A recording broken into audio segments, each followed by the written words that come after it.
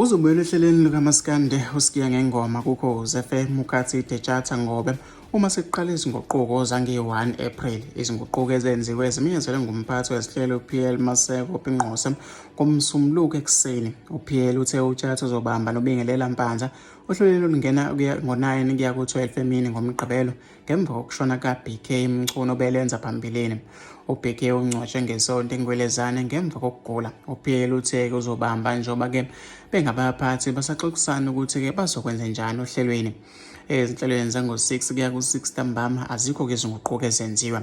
uSipho Teachers Gqameza Mbatha noNhlanhla Mroza Buthelezi bazoqhubeka nohlelo iVuka Africa Breakfast Show kusukela-ke ngo-6 kuya ku-9 ekuseni. uDudu Khoza uzoqhubeka neJW Julia ngo-9 kuya ku-12 emini.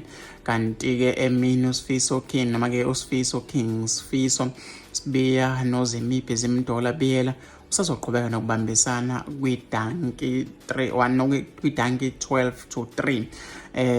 Bese kuthi-ke ntambama uTshatha uzoqhubeka-ke noSelvi Mkhize kwiwoza nabangani bakho. Ngesonto koNongcebo akabalwanga-ke njengoba-ke uhlelo lwakhe ezingasoze zabona kuthiwa-ke luzokwethulwa nguLucky Nkosi.